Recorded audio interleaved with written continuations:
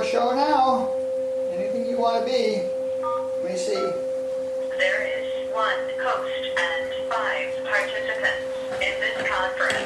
There's only 5 of you out there. You guys got to make this class be whatever you want it to be. Up to you. I feel like we're floundering a little bit. So, jump in, bring in anything, questions or experiences or anything you'd like to talk about. Script events, I don't care. Let's use this hour. Hi, Lee. This is Ann. Can you hear me? Hi, Ann. Yes, I can. Oh, good. Good. Thanks for reviewing all that, too. And I've been really getting a lot out of these classes. And one of the things last week, what I heard was, well, like I think it was you that said 8 billion aren't teaching us that an oak tree is material. They're believing, knowing it, sure of it, and imagining it. And I was thinking about, like in the script work, like that, like I don't think men will always dominate me. I'm believing it. I'm sure of it. I'm real of it. So then I'm manifesting it. But that made that, if I'm on the right track, that made that a lot more clear. And I looked up the word thinking, and it was to consider a reason with one's mind, and believing was accepting something as true.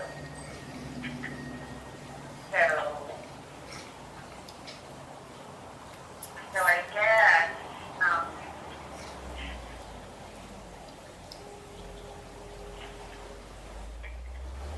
I'm just thinking that it's not the thinking that does. I think what you're saying is it's the believing that has the power or am I making sense? Yeah, exactly. That's why Joel keeps saying, that reading the books won't do it. Thinking doesn't do it. The rational mind is just one little thing over there, and it may help us elect a direction to go in, but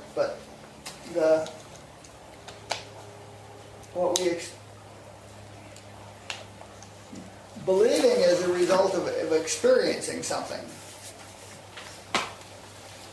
And this is what we mean by realization. When I realize something, when it becomes real to me, when I make it real, then I believe it. We got to be careful here because people use words like belief and faith and stuff like that in different ways, but there is a level at which we believe.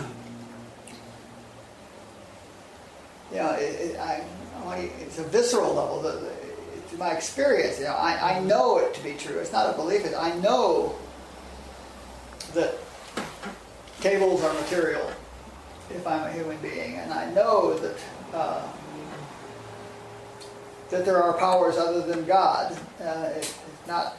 Intellectually now we all have heard and may know or may think we know that God is the only power. And if we follow that up, then we know that there can't be any other power. And if we follow that up, then we know that terrorists are nothing to worry about because they have no power. They can't possibly injure us. They can't possibly disturb us. And yet our experience, what we see, is contrary to that. And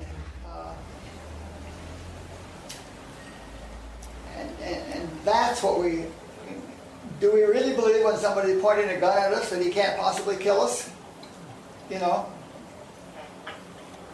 That's the difference between believing and knowing, you know. And it could come down to that. I mean, you could know, I mean, if somebody had a gun at you and pointed it right at you, I mean, I would certainly know that he couldn't kill me because this isn't me. But would fear come up? Of course it would, you know, because of the chub and the habit and everything else, you know. You know, that's the work, is to continually confront everything we face with these truths that we're talking about. That we're, you know, everything has the nature of God. Everything has the nature of God, and I have a little litany I go through sometimes. God is the source, the cause, the substance, the law, the life, the love, the mind, the intelligence, the wisdom, the activity, and the functioning of every individual being. And I often don't act like that, you know? When confronted with an individual being, I have to remind myself of that and find out whether or not I'm willing to act as if I believe that at this point in my development. So there's a huge difference between what we believe, and I'm using believe in that sense. There's a huge, you know, Barbara called it the lowest common denominator.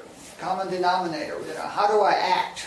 You know, what would my behavior be like if I believed that? So that and that's why we say this. That's why our scripts are so omnipresent, because they're based in terror. You know, terror of dying, which is a very, very strong belief, and that belief is based in what we thought was a reality at the time that the script event occurred originally.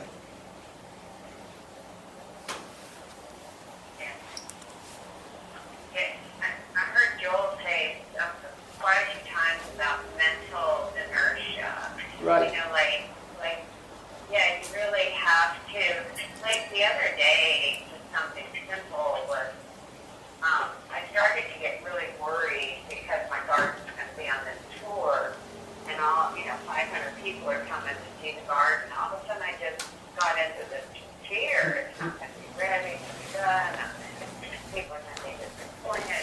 And I did the work with the kids and worked through that at that level and you know, made a list of what needed to be done. But I was listening, when I was listening to him, that he talked about that, you know, that I don't have a protection, a realization that it isn't a power. It can't, and if I can get, so what I'm seeing is I also have to not have this mental inertia and just let the spirit run its course and do all that, but to actually find the truth. There is no power out there. Right. And he talked about that Pilates paper. I love how he used that. You know, that you just, if you let that fear just take it, it becomes a Pilates paper for the belief of good people to permeate, you know. And so, but it has to be an activity of truth in your consciousness. And I guess somewhere where I get a little confused, I'm not that confused, I guess I can't very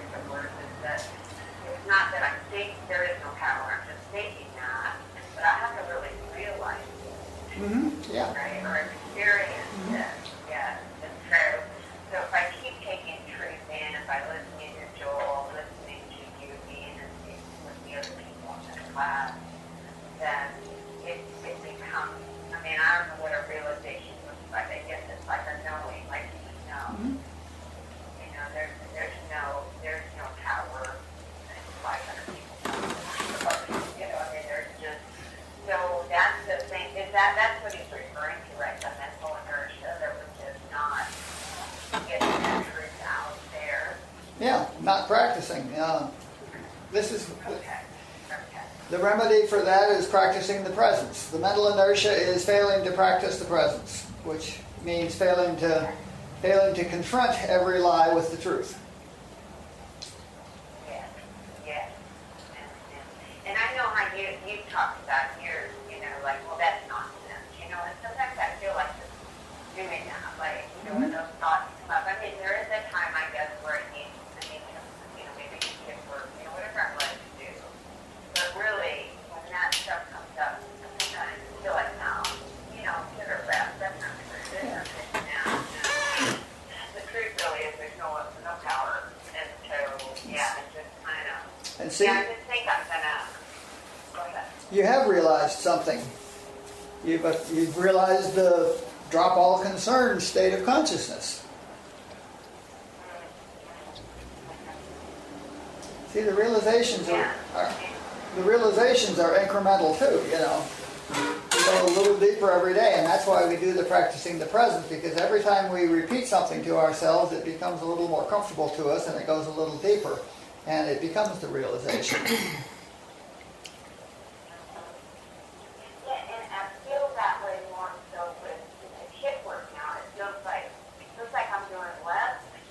Writing and doing work with the kid and more just taking a right to it, Yep. It's just a bunch of crap, and there's no truth there, and the truth is this, and it's just bringing her, bringing her to the truth. Yep. Mm-hmm. Yeah. Yeah. And that's realized truth. It's real to you now. Yeah. Yeah. Yeah. Yeah. Yeah. Okay.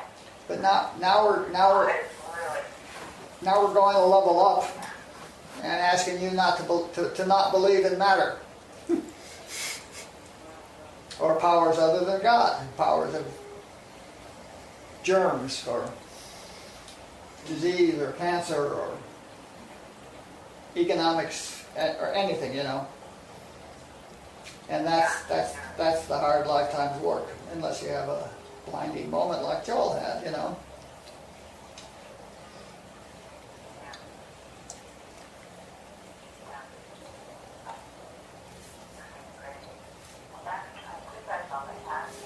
Good. Thank you so much.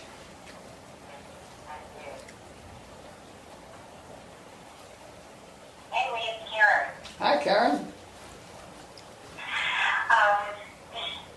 Just I'm going to try my best to make sense of this, or lay it out there so that you can hear what I'm saying and see if I can get some feedback.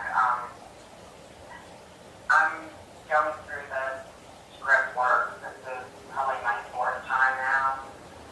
And, lay out those 10 events and the resistance behaviors and the fantasy behaviors and, the fantasy, and as you're aware, the first time I went through this, that, the traumatic event in my resistance behavior was the cleaning. And if I just have this just so and was the perfect parent and the perfect mom and, it had everything looking perfect that they would never leave me. Just, for the abandonment script. Now, doing the work this way and how you were saying, stay on it until you get it. And going through this again, and I was on the analyzing it, and it was sticking out that it seems like this time was presenting itself as the indulging in the resistant behavior to get my script read. Uh-huh. And I was trying, laying it out with Dan is, I don't know if this makes any sense, but I almost am saying that, I'm doing the cleaning to have my script read, so the fantasy can be, see, I knew you'd go ahead and clean me anyway. Mm-hmm. So I'm catching myself indulging, whether that is in the resistance or not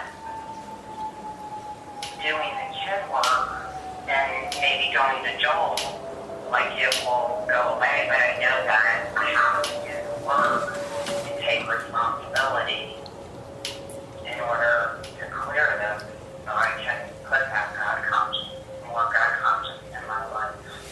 Yep.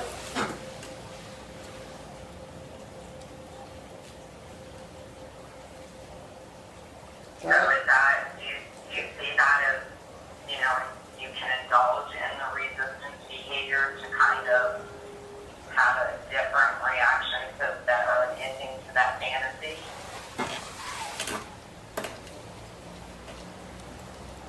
Well,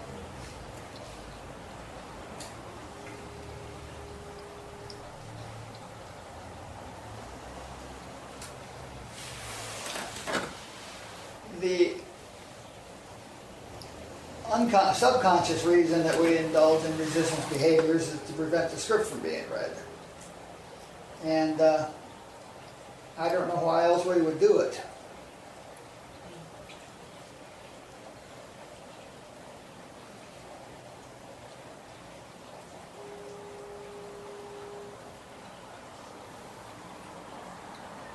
Well, I guess I'm almost finding, like, I have to be aware, okay, I'm making dinner because I want to, not to be making dinner as a resistance behavior. Yeah. Or am I like, check your motive. Am I vacuuming because I'm vacuuming, or am I vacuuming? Yeah. Right, yeah, that certainly is, I mean, that's something we all learn to do, because if you do continue your resistance behaviors, you're certainly going to get your script read, you know. What's his name is going to get tired of your vacuuming, you know. So you will get your script read, but I don't see what the relationship is to the fantasy script there. Well, I mean, I found myself in where I got to see it was my oldest. His end result is to be rewarded with something. And he was so annoying with, can I help you? Can I do this? Can I do that? Yeah. And it's like, Jesus Christ. And it just was like, oh my God, you're doing the same damn thing. The kids, I'll tell you what, you know, people are always like, oh, there's somebody from the house. I'm like, you know, they've uncovered how screwed up I really am. But that's where I really got to see that, oh my God, you do the same thing. Yep, sure. And it almost got his script read. Yep. That certainly is true. Okay. All right, well, thanks, Leah. I appreciate it. All right, thank you.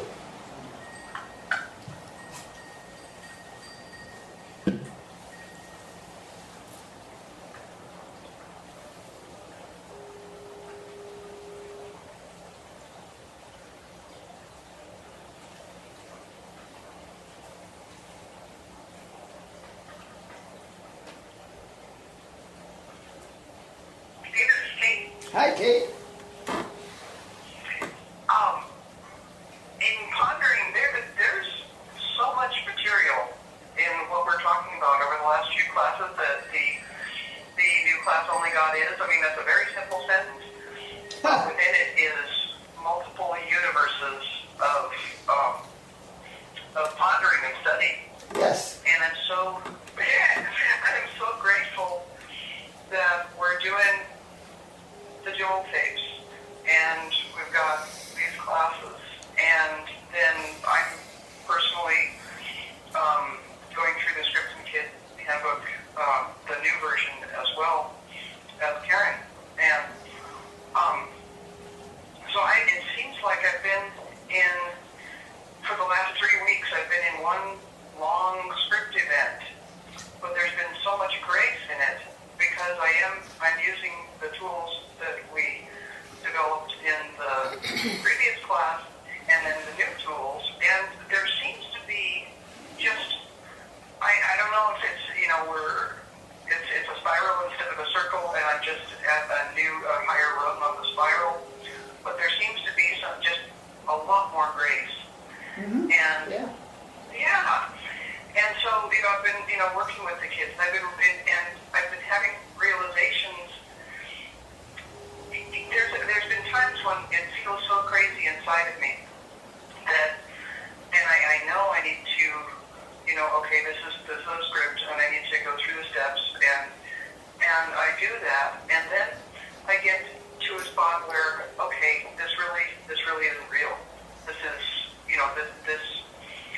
there's only God, and then I find myself having, it's like stale gum in my head. It's like there's only God, there's only God, there's only God, and once I get to that point, I'm enough out of my script where I can say, oh, this has got, all of it has got to stop. All thinking has to stop right now.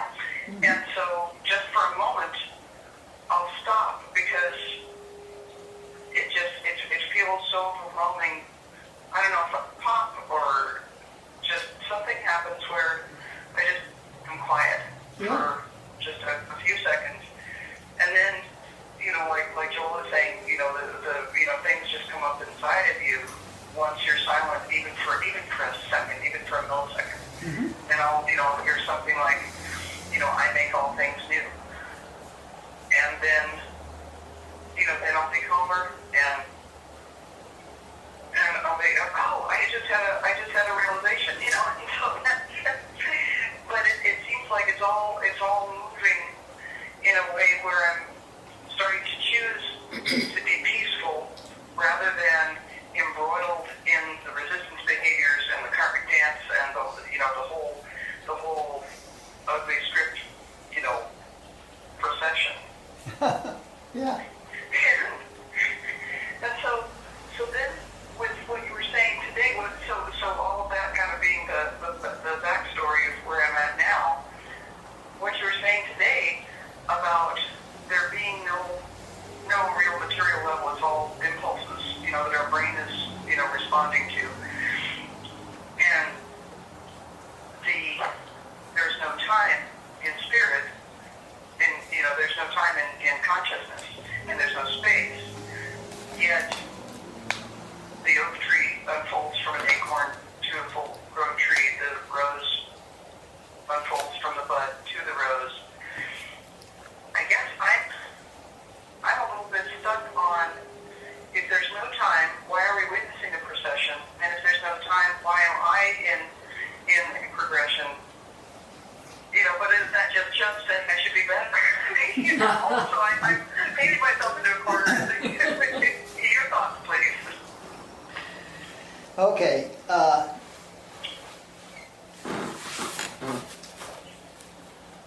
And if God is finished, how can anything be changing? And if God is outside of time, how can anything be changing? So the answer is nothing is changing, except our point of awareness. What's moving is our point of awareness from the acorn to the oak tree with acorns growing on it, okay? There's a shift in our point of awareness from beginning, from ignorant to fully realized. And there's, in the human life, as the human entity, there's a shift in point of awareness from baby to mature adult, but there's also a shift in our point of awareness of ourselves as no consciousness at all, to ourselves as material consciousness, to ourselves as enlightened consciousness, to ourselves as godlike consciousness, to ourselves as whatever. So what's shifting is just our point of awareness. And this is really the core of where the peace comes from, because if we know that it's already done, that I, as an individual, you as an individual, are already complete and fulfilled, and you're just not aware of it yet. And if you... So this is all the dream? This is all the dream, the dream is the dream of the awareness shifting.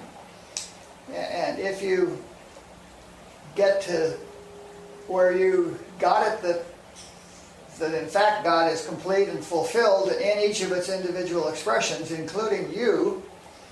And if you realize that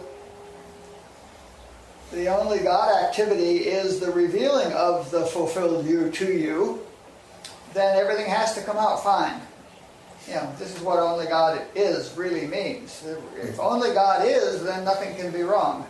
And if you get some of these details, then you start finding peace.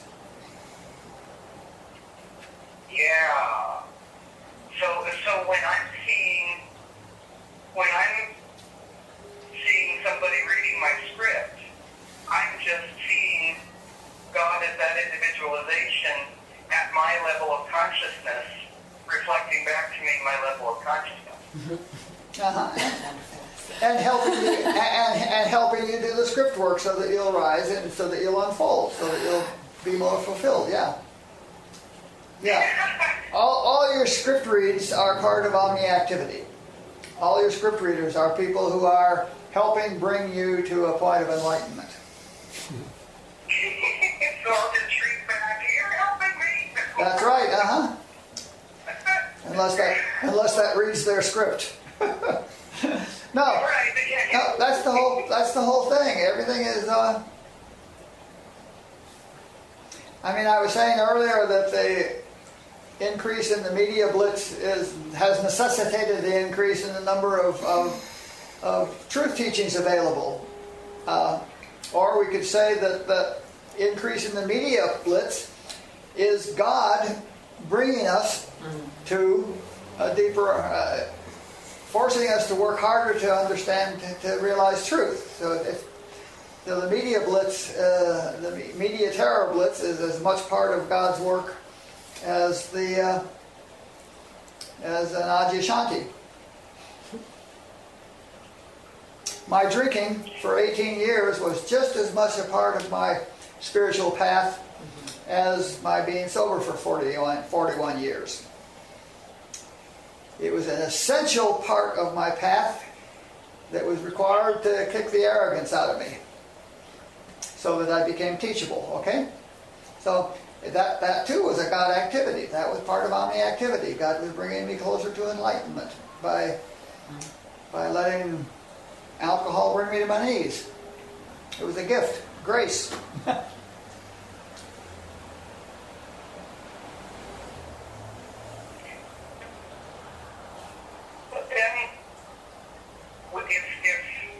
If the activity of God is impersonal, then it was the activity of God in the dream as us, giving us a personal story. I didn't follow the question. In saying that all of my script reads are God helping me to become enlightened, isn't that implying duality, or are we at the limits of the language? Yeah, that's a language problem. You keep thinking God is trying to help you, and actually God is revealing itself to itself. Yeah. There is no person there, and it's using whatever tools it has available to reveal itself. The whole infinitely complicated thing is every individualization of God is being used to forward the awareness of the unfoldment of every individualization. It's just, God is unfolding, period, Yeah. And if you get that God is unfolding in every detailed respect, then you understand that at our material level of consciousness, we're just making up a hell of a story about it. There has to be some story. Yeah. There has to be some story that goes with the unfoldment, but that's just a story we're making up. Yeah, and then we're at the level of consciousness where we need a story. Yeah, or where we make one, whether we need it or not, we make it. We make them up. Mm-hmm. Yeah. The story just is. we see a story. Yeah. The only story is God unfolding, God revealing itself to itself in every aspect.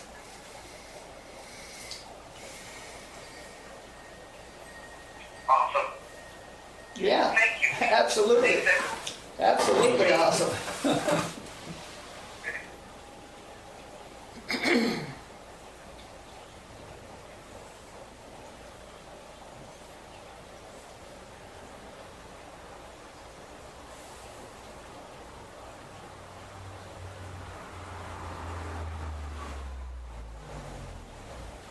Hi, I'm Jean. Hey, Jean. Jean, hi. Yeah, I started this work about a year ago with my sponsor, and we just went through the book, and then it was great that you had this class coming up, and this will be the third time I've been working on it, and I like what everybody's been sharing so far, and really trying to take all this information in, and but I don't know why I get kind of nervous and being taped or something, or I'm just sort of shy about just opening up, but that's just sort of silly. If I'm going to come here, I want to try to open up. So I had, someone else was saying they were in script for about 3 weeks, and I had something, and it's very interesting to me because I live here on the hill, and they have enacted a tree ordinance in my neighborhood, and I have some people that want to rip out all of the trees in my whole yard so that they can get what they want to have, and that has just really threw my kid, really threw my kid. About 9 days ago, it came about, and so what's interesting to me about all of this is I followed this tree ordinance. I went to the meetings, and I got this fear inside of me, and I thought, what if they look at my hill here? What's going to happen in my trees? And guess what? 2 years later, 9 days ago, these people are calling me, we want you to remove all this. There's no compromise. There's no trimming. Just get rid of everything. And then my kid is goes kind of crazy. And then I don't do anything for a week in this work. And by the time I got to your class here today, I was just I was kind of getting miserable. But I wrote this morning, and I wanted to figure out, what am I so afraid of? A couple windows will look into my house in a few spots, and I came to the realization, because I got into so much pain, I came to the realization that they're not doing it to me. Mm-hmm. And it was wonderful. This is not personal. I could really truly feel that this morning. I was going to do Byron Katie, and I got in enough pain, I got to start doing something. I got to improve it. And it was just fantastic. And then I thought, I had all these ideas in my mind, well, I don't want all those trees removed. And I thought, okay, well, what is it? Some good things about it. And I had 8. I could list 8 things: more light into the house, more of this, just different things that could do that. So I guess what I did is possibly because I had that fear those years ago, and maybe it's been in the back of my mind for 2 years, and the ordinance passed a little over a year ago, and then these people are here, and the fear is being realized, even though maybe it's in the back of my mind, and I didn't think about it consciously really, but I know I had that fear initially. I had that exact fear, and here it is. So I don't know, what do you think of that, or what? I don't know either, of course. That maybe it was in my subconscious, so I just was thinking it maybe in the back of my mind, and now it's materialized. Or in Chubb's mind, all error is in Chubb's mind, and some of it we pick up, and personalize, take. But yeah,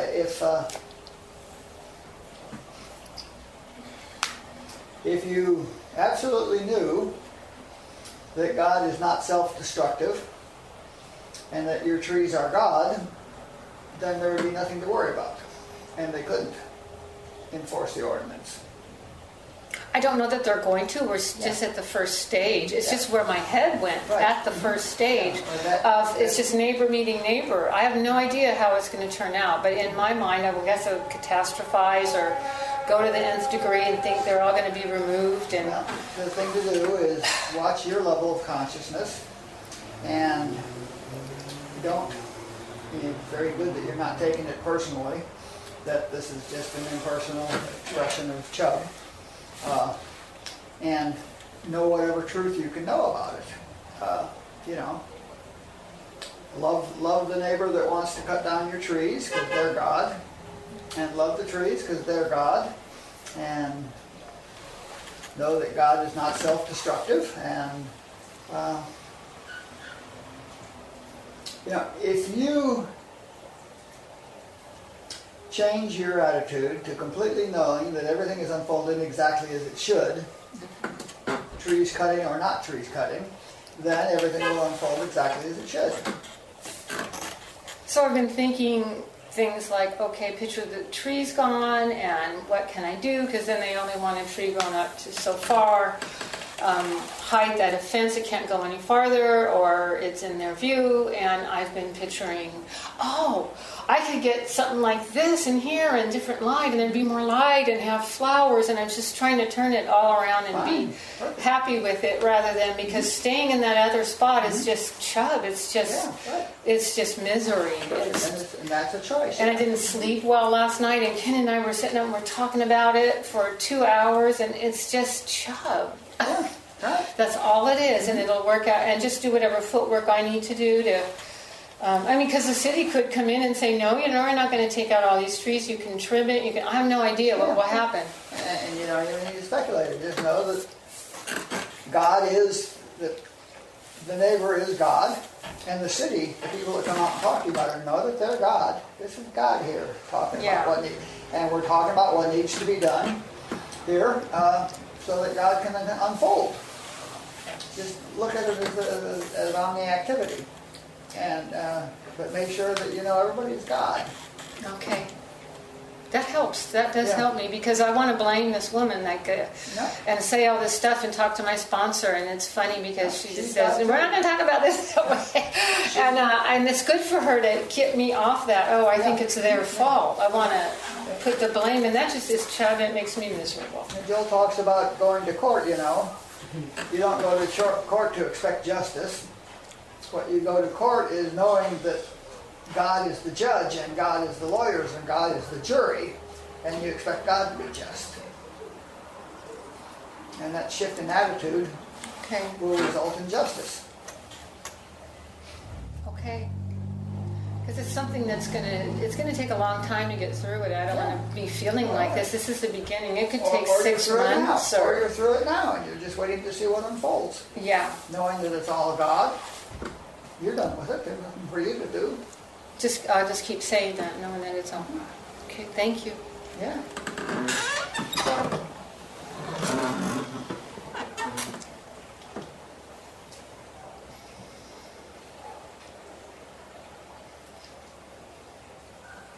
If I could just piggyback on that, this is Ken, the husband. When I saw that letter from the neighbor, I got the glitch. I recognized my script glitch is like a blowtorch, shoots down right down to my toes, a flame, hot flame. And I was very afraid. I have a script, I'll always be dominated by women. And I just thought, trouble.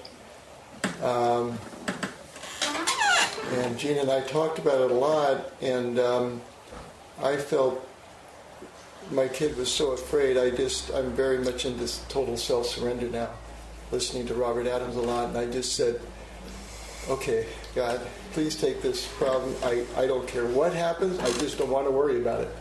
I don't want to, make myself miserable for the next whatever. It's just too much. And I felt some peace. Like, okay, whatever happens is fine with me. But you can find some peace doing that. But Robert Adams is not going to solve that problem, and neither is God. That problem of the fear shooting all the way down to your toes, kid work is going to solve that problem. Your own personal, daily, rigorous kid work. Okay. Don't get confused. There is no God out there that's going to help you. God's done. God's finished.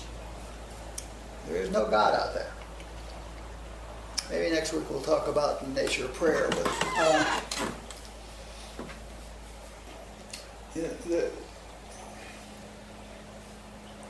the God is within you and needs to be pouring out. You're not going to get anything. And we can listen to Joel and just listening and find peace for the moment. But nothing changes unless you actively work on your consciousness and change your consciousness. And so you have to, it's like I said, the difference between listening to a Joel tape, an hour Joel tape in 1 hour, or listening to it in 4 hours because you stop and ponder everything he says. The second will shift your consciousness. The first will give you an hour of bliss. The second will lead you to a lifetime of bliss down the road. But there is no God that's going to take care of this for you. No such God. God's done. God's not going to do anything for you that he isn't doing right now. So that's what you're doing. So we make that mistake a lot. Joel harps on that a bit about the practitioner ladies. Oh, leave it to God. Well, One interesting thought, thank you. But then Jean came out and said she changed her attitude. She had done some writing and was accepting that may happen, that we have to take all the trees out. And she wasn't going to, I was more worried that there was going to be a big brouhaha between her and the neighbor. And that was a big thing that also read my script. I go, oh man, I don't want to have to go through court battles and everything. So it seemed like there was a change there that I felt very happy about. Mm-hmm. Yeah, I don't know if that had anything to do with my feeling that I had decided to not worry about it, but it did seem to change. I was surprised that she had changed her attitude about it. Mm-hmm. Yeah, I don't know. They certainly everything interrelates, so I don't know. But you think just saying, I surrender everything, I give up, I'm not going to worry about it, that's not going to get you very far. Changing your consciousness is the only way to change your experience. Now, surrendering may be part of changing your consciousness. Stopping fighting certainly is an important step towards changing your consciousness. But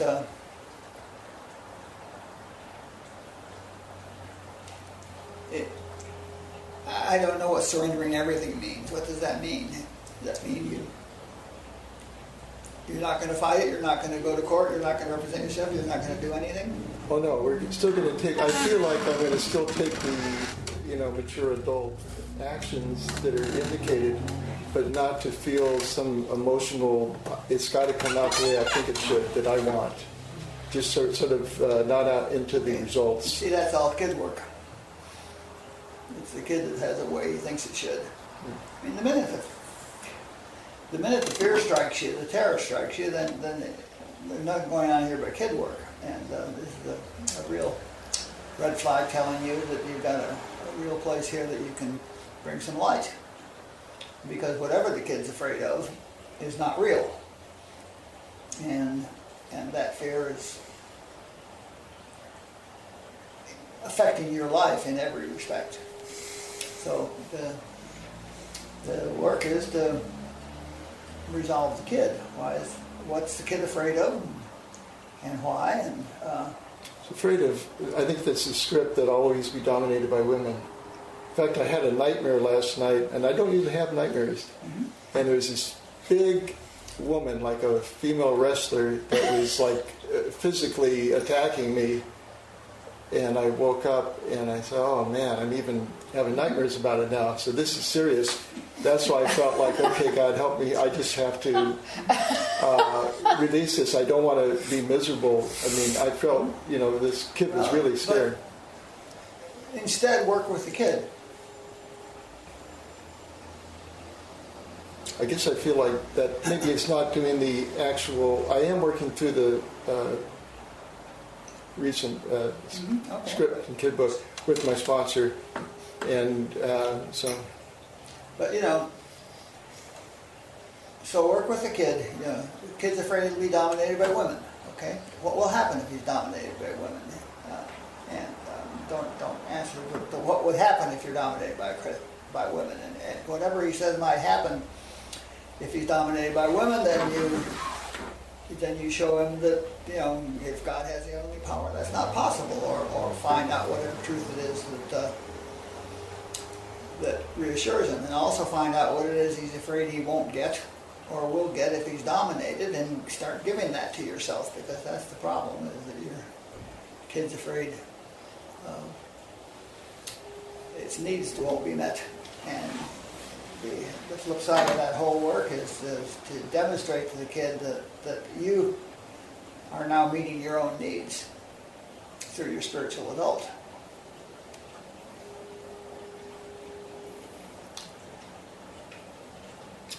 It's good work. Yeah, it is. And take this as a blessing.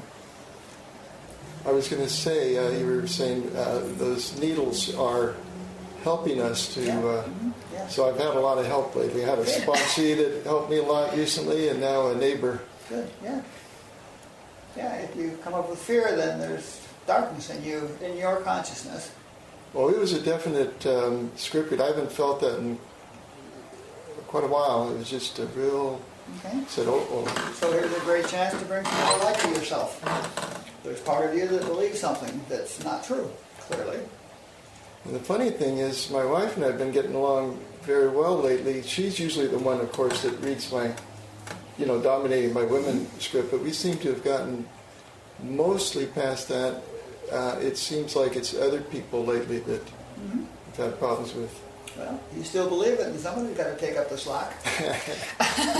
We have a neighbor that's a scourge in the neighborhood. She's, I think, some kind of a universal needle. Everybody hates her.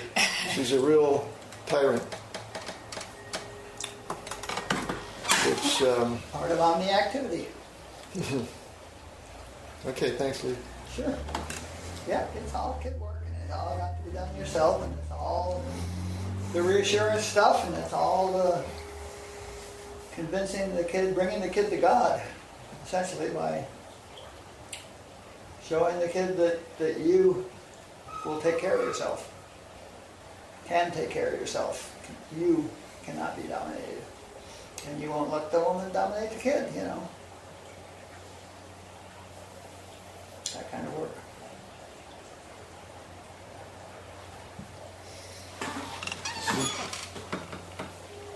Thanks. This is the other man.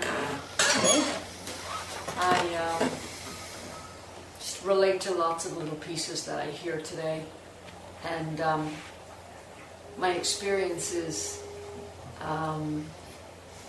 kind of dancing back and forth, doing the work, listening to the tapes, reassuring the kid, and then finding myself believing it, and then spotting it and pulling out. And so it seems like really quite a dance, and I guess that's my perfect place right now.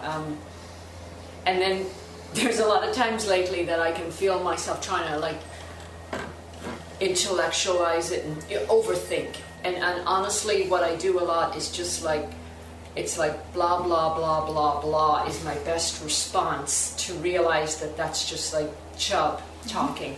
Yep. And the other question I find myself asking is so what do I have in my house? What do I have in my consciousness? And that helps drop me into something that's truer than what it looks like in the moment. So on the drive over here, I dropped my 13-year-old son off to his art class, and it just unfolded into this conversation about, so I can spot his script because it's mine. I can recognize it. And we talked about his fear that people are going to make fun of him. And I so see it because it was the one I landed here with, And I guess 17 years of continuous kid work, that one's, I'm not going to say it's gone, but it's like dissolved in a large, the iceberg is more like a smaller iceberg, and it's just less and less that it rules my day.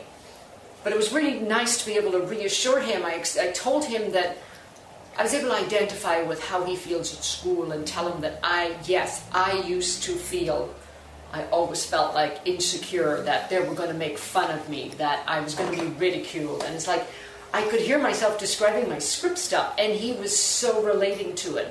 But the positive end was telling him that that's not how it is now, and that even though it still might be coming up at times or be suggested, that I've been able to get past a lot of that. And I just, my way of telling him was I just got more mature about it at a later point than some people. I said a lot of people in school seem to not have that, but we talked about people having different stories that kind of run how they operate. And I told him that the one that kind of operates now for me is the idea that I'm not doing things good enough. And again, he, of course, it's universal, so he identifies with that too. But it was a real nice little bit of light to be able to shine for him. Yeah. And so I don't know. I know there was talk here about doing the work with kids, and we'll see what unfolds with that, because I know this guy's an old soul, and he definitely has a strong theme with that. But he's very receptive. I think he's very open to something beyond all the chub. Yeah. I mean, when he was 10, he did a session with Dulcie because he asked to do it, because he wanted to go find something. And so, coming here and listening, I have my pieces that are my needles. And, Greg and I got married 2 weeks ago. Yeah. And we had our kids had so much fun with it. And our biological children that we surprised by the event were so underwhelmed and wanted to go back to the pool, because we sprung it on them in Vegas, and they thought they were going to be by the pool in Vegas and just be splashing, and we sprung it on them and said, well, we're getting married tomorrow. But it was hilarious, because Greg and our kids had a lot of fun and played. We actually played our way through it, and I realize, and he knows too, that I'm walking on this path alongside this person who I'm working out the details of my script and my needle and all this stuff. We've got plenty of stuff we read for each other, and I'm not going anywhere else to work it out with another person with just a different face, same stuff. Yeah. It's all my stuff. Yep. So I have a certain level of peace about that. So when something comes up, that's a nice thing to remember. Yep. Yeah. So what else? I think that's really what I wanted to share. Cool. Yeah. Yeah. So different.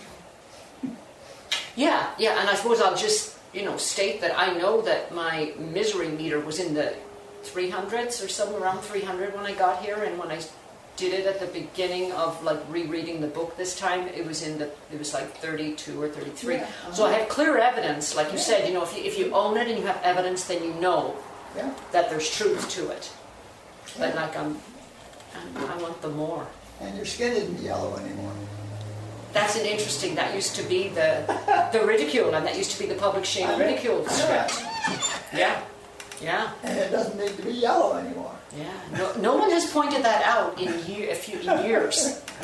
Yeah. And I used to run away from people running down hallways to examine my skin as why it was so yellow, which was wonderful for a girl with public ridicule and shame scripts. So the work works. Thank you. Thank you. Time for a quickie.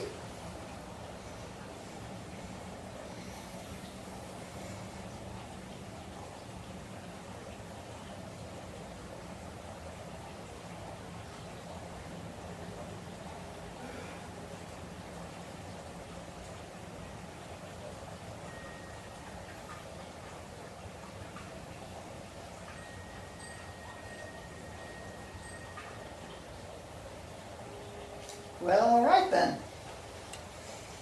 Thank you all very much. I love you all. See you next week.